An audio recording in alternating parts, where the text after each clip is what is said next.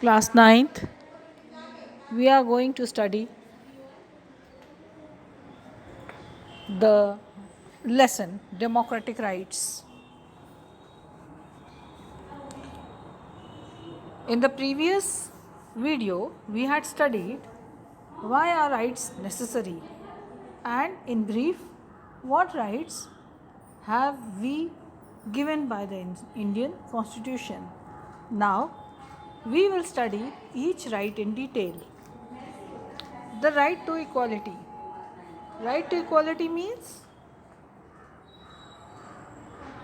that every citizen of India is equal before law, regardless of a person's status. This is called rule of law. It means that no person is above law. There cannot be any distinction between political leader, government official, or an ordinary citizen.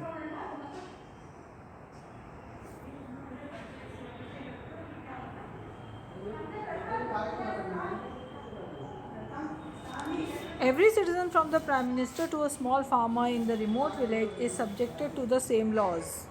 No person can legally claim any special treatment or privilege just because he or she happens to be an important person. For example, a few years ago, a former Prime Minister of the country faced a court case on the charges of cheating. The court finally declared that he was not guilty. But as long as the case continued, he had to go to the court, give evidence, and file papers just like any other citizen. Right to equality also means that the government shall not discriminate against any citizen on the grounds of religion, race, caste, sex, or place of birth. Every citizen shall have access to the public places like shops, restaurants, hotels, and cinema halls, etc. Similarly, there shall be no restriction with regard to the use of wells, tanks, bathing ghats, playgrounds, and places of public resorts maintained by the government or dedicated to the use of general public.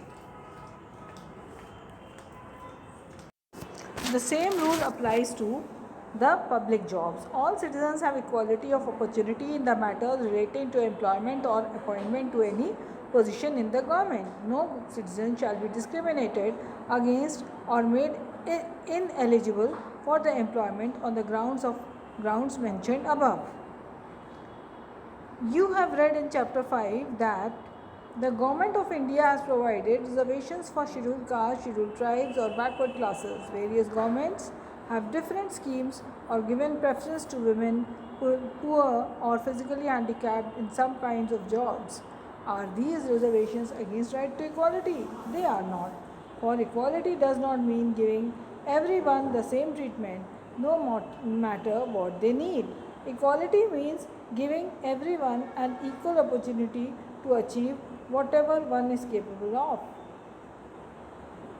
Sometimes it is necessary to give special treatment to someone in order to ensure equal opportunity.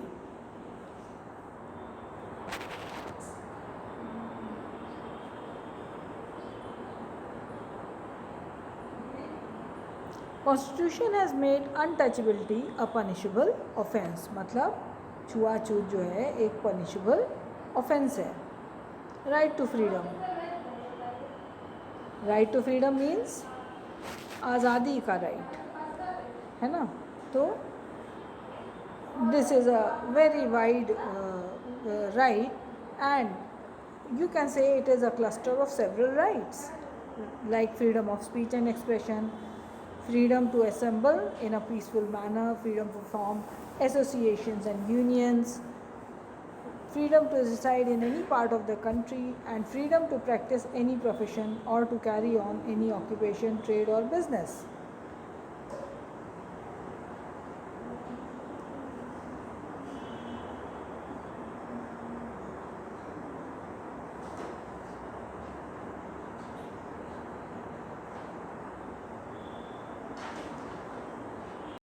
The next right which is coming up is right against exploitation.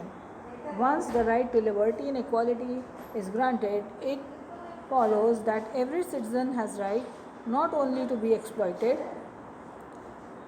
yet constitution makers thought it was necessary to write down certain clear provisions to prevent exploitation of weaker sections of the society.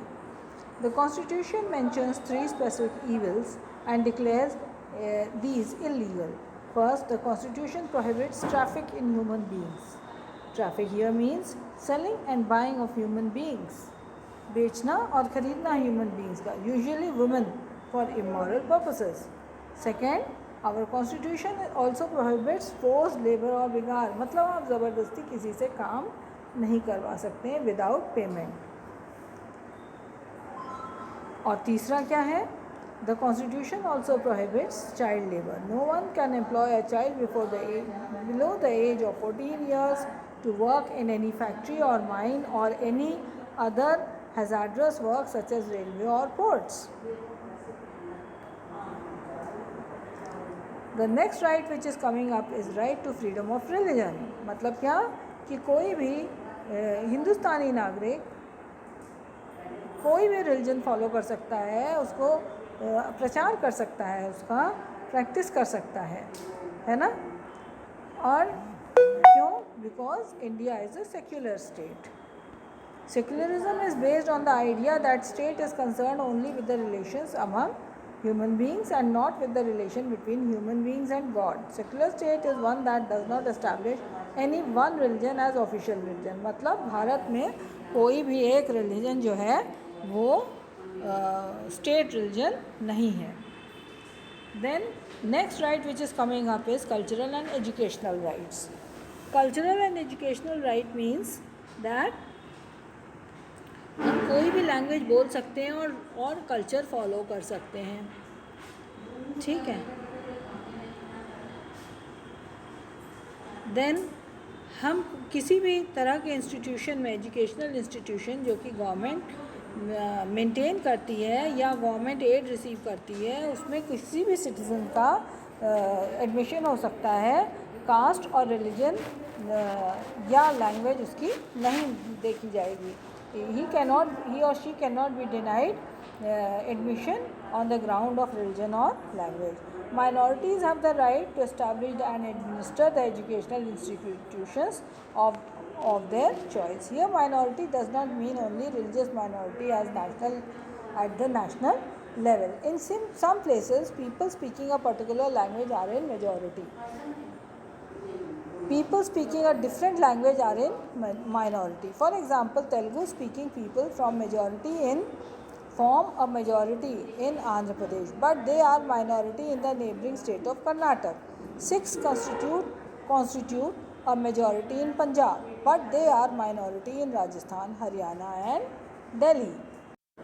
अब सवाल ये उठता है कि इतने rights हमको constitution ने दिए हैं, अब इनको हम बचा कैसे सकते हैं, सिक्योर कैसे कर सकते हैं? How can we secure these rights? तो इसके लिए हमें हमारे कॉन्स्टिट्यूशन ने एक और राइट दिया है, right to constitutional remedies. This itself is a fundamental right. This right makes other rights effective. It is possible that sometimes our rights may be violated by fellow citizens, private bodies और government. When any of our rights are violated, we seek remedy through courts. If it is a fundamental right, we can directly approach the Supreme Court or the High Court of a state. That is why Dr. Ambedkar called the right to constitutional remedies the heart and soul of our constitution. तो अगर हमारी कोई right violate होती है तो हम writ दायर कर सकते हैं for the enforcement of fundamental rights, अपने कंपेंसेशन के लिए.